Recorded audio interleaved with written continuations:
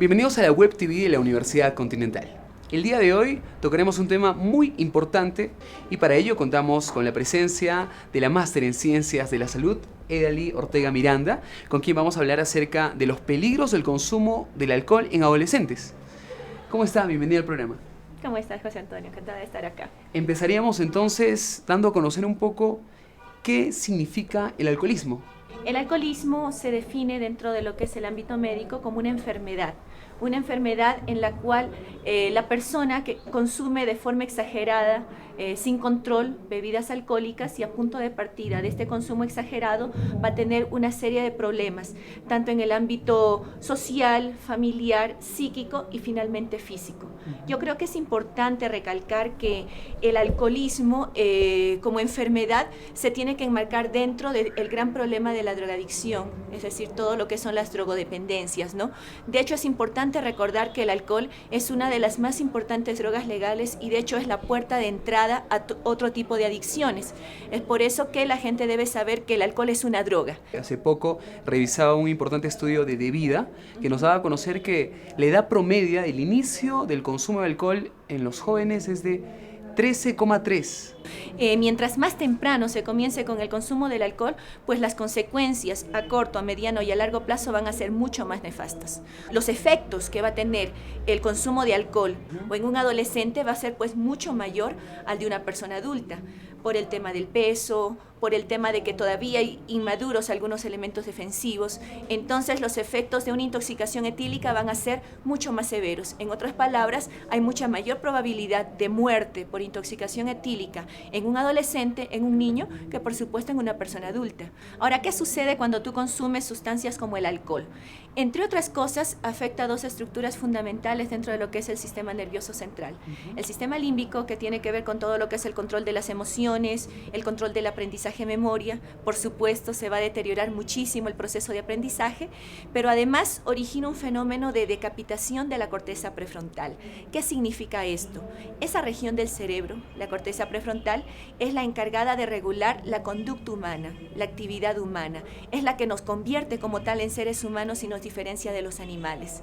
Cuando yo, por culpa de este tóxico, anulo la actividad de esta zona del cerebro, pues me estoy llevando a convertirme en un ser básicamente animal, instintivo, que solamente va a reaccionar por lo que quiere o por lo que no quiere, olvidándose, ¿no?, de todas las implicaciones de vivir en sociedad. ¿Cuánto tiempo tiene que pasar que el adolescente, en este caso, consume el alcohol para que tenga estos cuadros? A ver, eso depende de muchos elementos, ¿no? Depende de la frecuencia del consumo, depende de la cantidad de consumo, depende si la persona era previamente sana o si ya tenía quizás algún cuadro de patología, tanto física como psíquica subyacente, pero siempre el destino final pues es el mismo, ¿no? ¿Qué otras partes de la fisonomía de un ser humano, el aspecto fisiológico de un ser humano, afecta el consumo del alcohol básicamente? ¿Qué otras partes?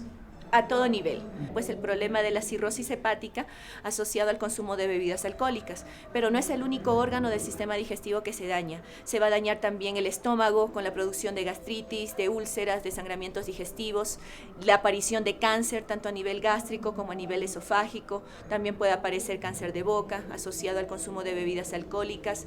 Está descrita la miocardiopatía alcohólica, es decir, una persona puede hacer una parada brusca a punto de partida del consumo de alcohol. ¿Qué pasa si en este caso mi padre ha sido alcohólico? ¿No? ¿Yo tengo algún efecto por consecuencia de ello? ¿En el tema genético quizás? No necesariamente, depende, hay que ver el momento en el cual el padre empezó a tomar bebidas alcohólicas, si fue desde muy joven o si fue, cuando ya tenía sus hijos. Evidentemente por todo el daño que causa el alcohol, que es un daño a nivel metabólico, es decir, que va a dañar a todas las células, en algún momento puede haber cierta degeneración de células y puede haber cierta predisposición, ¿no? ¿Cuándo se considera una persona alcohólica? Podríamos decir básicamente, de acuerdo a lo que dice la Organización Mundial de la Salud, que una persona va a ser alcohólica cuando no puede dejar de consumir bebidas alcohólicas. Por supuesto, esto va a tener un espectro amplio. Vamos a hablar del bebedor ocasional, vamos a hablar del bebedor social, que digamos ya sería la antesala como tal al problema del alcoholismo, y ya viene el alcoholismo con sus diversas etapas.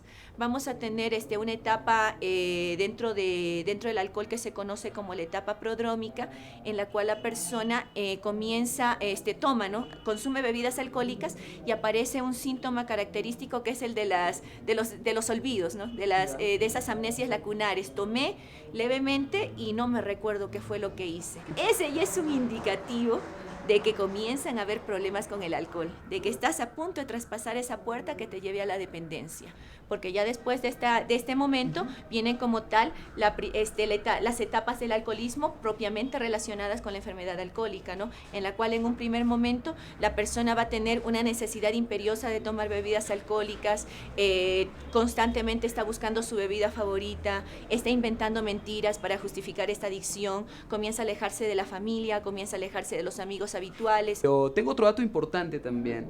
En el Perú, actualmente, tanto las mujeres adolescentes como los varones adolescentes consumen casi igual bebidas alcohólicas. Lamentablemente, en el deseo ¿no? de lograr la igualdad de géneros, se confunde mucho lo que es libertad con libertinaje. Entonces, el que hombre y mujer sean iguales, tengan los mismos derechos, no significa pues que por igual se van a aplicar a los mismos vicios, ¿no? O a las mismas dependencias. De hecho, para comentarte algunas cifras escalofriantes, se calcula que nuestra generación, nuestros niños, nuestros jóvenes de hoy, cuando ya sean adultos, de todos ellos, el 10% va a tener problemas de alcoholismo en cualquiera de sus niveles. Esto significa aproximadamente 650 millones de personas en el mundo. 6% de toda esta generación va a sufrir directamente los problemas del alcoholismo de otras personas. Me refiero a accidentes, que es el pan nuestro de cada día en nuestra sociedad. Me refiero a robos, me refiero a otro tipo de crímenes, donde el alcohol o es móvil o es un elemento que favorece, ¿no? la aparición de todas estas situaciones. Con eso te hablo de unos 350 millones de personas. Si sumamos esta cifra ya tenemos 1.000 millones de personas afectadas por el alcohol.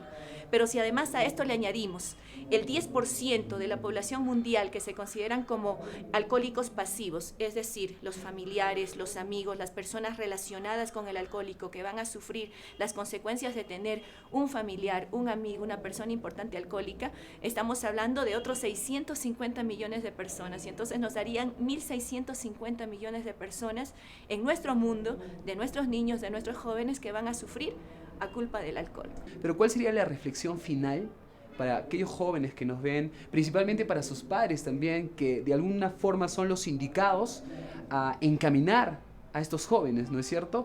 El consejo para todos sería evitar en lo posible caer en estos problemas. Para divertirnos, para sentirnos bien, no necesitamos el consumo de ninguna sustancia.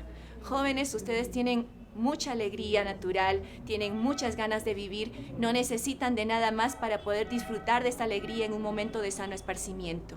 Y si hay alguien que ya tiene problemas de este tipo, pues no tenga miedo de asumirlo, no tenga miedo de aceptarlo y simplemente trate de dar ese paso para poner fin a este problema y volver a recuperarse.